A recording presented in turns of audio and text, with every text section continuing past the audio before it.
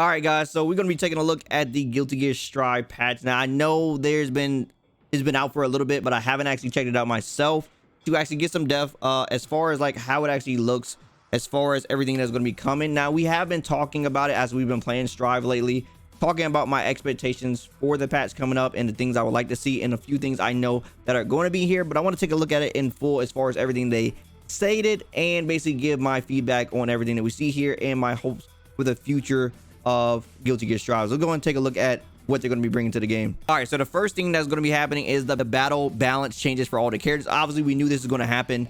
They're going to obviously be changing a lot of the characters. Obviously, I mean, everybody just kind of just want to see a shake up the meta of the game right now. I mean, kind of everybody knows who the strong characters are. You know, your Happy Chaos, your Nago, your Ram. Yeah, people just want to see a shake up of the meta of the game at the moment. Not just saying like make these characters like unplayable, but sort of just, you know, make the other characters, balance them around the same level. So like, you know, tone them down a little bit, but also keep the other characters up a little bit. So I want to see exactly if there's going to be any more universal changes, because I definitely like the direction they were going when they did the stuff, as far as they did a lot of like 2K2D changes for characters. They did the actual close slash change, making them plus, the dash cancels for the 5Ks and the close slashes, and they did a lot of like air buttons as far as like universal changes and stuff like that. I want to see if the balance changes themselves are going to go in that direction too, because I did like the changes that they were making in that sense. So I want to see more of that, along with, of course, some changes for some characters too. Hashtag Buffmilia, please. Network mode updates. I don't know exactly what this entails, but if it's going to be anything with making the functionality of the online better, please do that. Fix the caps, make, you know, going inside the menus not feel laggy, just more responsiveness. Make it to where there's less time inside of menus, less time inside of lobbies, more time inside of matches. That's all we ask for. We want more match time, less time inside of lobbies and stuff. Everybody's been asking for that. I hope that is the direction that this is going, and I hope that's exactly what that's talking about. Crossplay implementation. Now, they have had the beta for this, and I've been hearing mixed reviews. I didn't get a chance to play the beta myself due to school reasons. I was in school for a minute, but the mixed reviews. So I heard people, some people saying it was good, some people saying it's bad. I'm kind of worried about this, to be honest. Like, I don't want this to be something where it sort of hinders people from playing, like, I want to say like quality matches, because of the connection issues that may happen between PlayStation and PC. Hopefully they got the information that they needed from the beta and was able to kink out whatever was messing around with it, as far as, I don't know, the connectivity issues that people were talking about in the beta.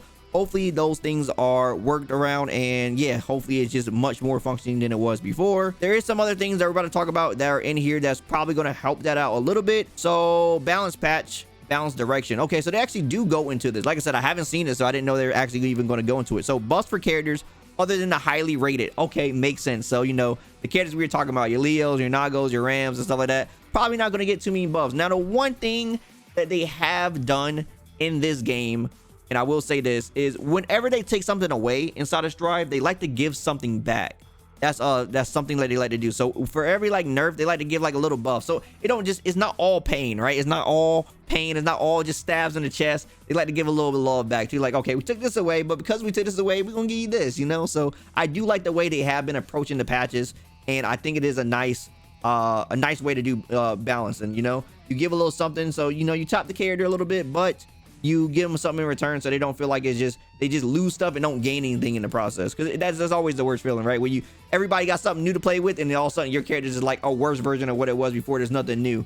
New things, even though you're probably like a worse version, it's always interesting. At least you got something new to play with. And of course, you know, the balancing is going to change, so character strength and stuff get a little bit more even. That's always nice. Removing the gap in character strength rather than making overall improvements or additions. So they're trying to just remove that gap, right? They're not trying to make characters the next top tier. They're trying to just take away the gap and make things more even as possible. I like the way they actually said that. Revised opportunities for landing high damaging combos. Increase base damage scaling for some attacks, except for close standing slashes, etc. This is a big one. So a lot of people have been talking about the damage in Strive is too darn too high, bro. Like, people want the damage in this game to be a little bit lower. And, you know, people, when they say it, some people may be going over the top. I always said about like 10 to 15% lower in the damage department would be good. Anything around there. And of course, you know, close slash, if you get hit with a close slash, it probably should hurt, right? Like, close slash is a plus button, you know, is one of your biggest starters for a lot of characters.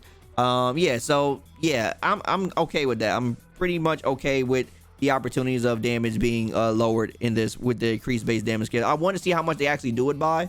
Like I said, I think 10 to 15% would be a good number, but we'll definitely see. So hopefully, you know, with that, you probably get like one extra opportunity to live from a setting, and I think that's good enough. Like, you know, one extra opportunity I think is good enough for this game. It keeps it like pretty high damage game, but you just get like one extra chance. I feel like is okay. Increase the reward when the defender goes on the counter offensive. Adjusted tension gain and risk level depletion rates depending on the situation. This is very interesting. So increase the reward when the defender goes on the counter offensive. I wonder exactly what that means. So probably a counter offensive. What do they mean by counter offensive? Like trying to poke back and stuff like that? Like you're poking back out of like pressure? Or they talk about like, are they considering counter offensive like using the defensive options like instant block and stuff? Is that counter offensive then? I wonder exactly what they mean by that terminology. We'll have to see. But adjusting of the tension gauge and risk level depletion rate depending on the situation. This is going to be interesting because, as you know, inside of Strive, characters have different rates in which they gain tension, and there's different rates for when people actually gain their risk gauge. So now there's going to be different levels of rates depending on the situation. We don't know what the situations actually call for yet, but I would imagine adjusting tension gain rates probably has something to do with like walls. Like when you break the wall, I can imagine something for there. As far as the risk level depletion, don't know exactly what they're going to do with that one for sure. That's going to be very interesting. We're definitely going to mess around and see exactly what that one means. But I can think of the tension gauge. Two main things you get it for like, you know, walking or running at your opponent. And after you break the wall, you get the positive bonus. So messing with those two situations and changing the levels of the rates of those per character could definitely change drastically how characters could be played and stuff like that, because some characters definitely get more meter opportunities than others. Tower updates. I love to hear this because the tower system, I have to say personally, is one of the worst rank experiences I've ever had in any fighting game. Just straight up, on paper when it first came out, I did a review on it and it sounded very good, but just the longer this game is out, the worse it seemed like it becomes over time. But let's read this. It says added options to skip rating updated sequence in settings. Interesting. So I wonder exactly what this means, because this can mean two things. One, you just don't see rating updated and then like you go to the tower or whatever, but it still kicks you out. Or this means you can finish the set. So you know, like when you, it's like a plus or minus system, if you don't know. So there's a plus or minus system hidden from you. But like say if you hit like the +5, then you get the rating updated to the Celestial 4 for the Celestial Challenge. But if that +5 match was the first match of the set, then you don't get to play the last two matches. So if you can skip that sequence and still play the last two matches, maybe you're having a good set, or you know it was a good game, you probably want to run back or something with the guy, you can now probably have that option there. Option to rematch up to 3 matches, even if the rating update occurs mid-set. Oh, okay, there it goes right there. So the first thing that I was talking about, you just obviously just skip it completely. It just don't happen. I guess it just don't show up on the screen. And you can skip it. You can play all your matches. There you go right there.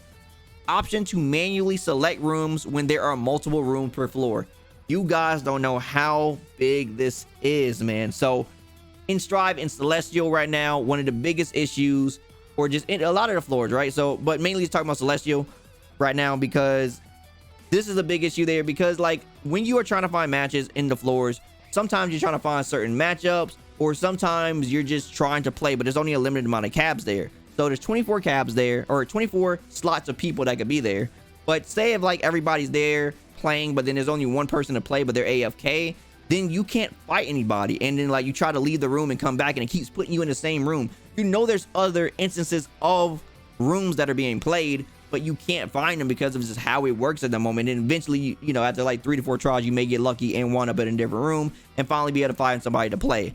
But it's like, this is one of the reasons why I'm talking about why it's so frustrating to play this game, and why it's so hard to find like matches. Like you're so stuck in the lobby rather than playing matches. Like more people want to be in matches rather than the lobby. A lot of people feel like they're in the lobby more than they're playing matches, and it's because of situations like this. You know, you probably have a player dodging you, or you have an AFK player and they're like the only one you can play, and it's like, what do you do, right? But now that you can select the other instances of floors, you no longer will have this issue at display. So this is a great change. I'm glad it's actually finally happening. This is something that I feel like should have definitely been in the game. It's better late than never. I'm just glad it's happening. Adjusted conditions for rating changes. making it easier to match with opponents at the same skill level. Interesting. So I'm guessing they're going to change how the rating updated system works in the game. Maybe they're going to change like the plus and minus system. Are they going to completely overhaul the plus and minus system for something else? I don't know exactly what this could mean. This could mean a bunch of different things, but you know, making it easier to find people at your same skill level is always nice, right? So if you can find people at your skill level a lot easier, if that's what they're trying to aim for, and by all means do it. Now, one thing I did say before was that there wasn't a lot of people, or there wasn't people at all in the lower floors, like floor 1 and stuff. But we took a look at the other day when we were watching Arc Rebel Japan, and apparently those floors are actually being populated now. There was a gap of time. It was like 3 to 4 months where there was just no matches being recorded in floor 1. So those floors, I guess, weren't populated for a minute, but now people, you know, Strive definitely had a few sales going on and stuff like that. So people probably picked up the game, and it's just nice to see that there are players on every floor, because I always got scared about, like, what if a person just got deranked to a floor where there's just nobody really to play? How are they supposed to, like, you know, find matches of their level? Yes, they could go up floors and fight people that are probably like stronger than them, but players of their level, like, how do you find those players if they're not there in the floors and stuff like that? They would just have to go to, I guess, the regular lobby system, you know, the park or whatever, and just go from there. But now that there's being more population, that's always good. And of course, better matchmaking is always nice. So hopefully that works out. Show connection strength and ping with opponent. All praise be, bro. And then reduce the loading time of the R code top screen. So if you want to look at somebody's R code, it's going to be faster to load up. But this one right here is super big. No longer will I have to worry about Brazilian Soul coming to the East Coast lobbies, baby. Woo-wee! I can't tell you how happy I am about that. Now, one thing they haven't said here, but we're just looking at it, you know, just a little bit of copium from my side, we can see that they have the actual bars, so 3 bars, and then they have the ping there, so 12 ms for the ping. I wonder if this connection strength is also going to change depending if they're on Wi-Fi. Like, is it a Wi-Fi indicator too? You know, that's the copium in my heart. They probably ain't gonna go that far. I would love that if that little, like, the bar symbol turned to a Wi-Fi symbol with like 3 little bars or something. Just let you know, hey, this player's on Wi-Fi. Oh, you boys in trouble. You boys will be in trouble. But no, I don't think they're gonna do that. I just wish they would, because, you know, I just, you know, it's nothing against Wi-Fi warriors. I know you trying to play the games too, but it's just, you know, it is rough out there, man. It's rough trying to play some Wi-Fi people in this rollback. Is, you know, the Dragon Ball Z fights, they ain't for me. I ain't built for it. I ain't built for it. But very glad I can finally see the connections of the people before you actually go into the matches. Now you know if you're going to have a quality match or not. And this is something that I feel is going to be very important for when we actually get the crossplay, you know, because the crossplay experiences, it could change. It could change things as well. And I believe, correct me if I'm wrong, I believe they announced that this game is also coming to Xbox. Is it not on Xbox already? It's coming to Xbox, and this is going to have the crossplay and all this stuff with it as well. So, you know, with the Xbox and stuff happening, along with the PlayStation and PC versions all coming together, having something where you can display the connections is definitely going to be more important than ever, bro, because you need to know if a person's connection is up to the part. They could be in East Coast, but they may not have the East Coast type of quality connection. You know how I feel? You know how it be. But anyway, these are some good changes, man. Overall, I'm super glad in the direction that Strive is going. They're making some really good changes overall, just making the package of the game just feel more complete, and overall just giving us just better quality of life stuff, man. And of course, balance changes is always nice, just shaking up the meta. So we got Sin, and then of course we got hints of, like, I believe a lot of people think is Delia is the next character coming in March. Quite a few months away, definitely 3 months, so definitely quite a bit of time, but we got a decent amount here, you know.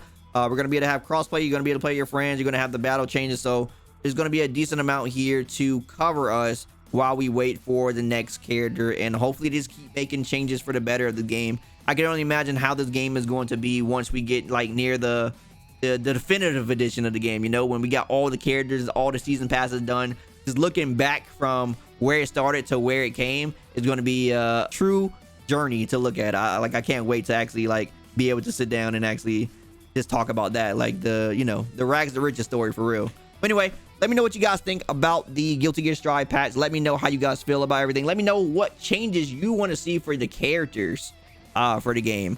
Definitely want to hear what you guys got to say about that as well. We'll definitely be checking it out as soon as the patch notes go live. I'll be going over them on stream, and of course I'll put it here on YouTube. you guys can hear my opinions about everything as well. As always, like anything I have to say, drop me a like, I really appreciate it. Everyone more from me on my socials. Also, don't forget to subscribe and turn notifications so your next video goes live. As always, my name is Dyken, and I'll see you next time. Signing out.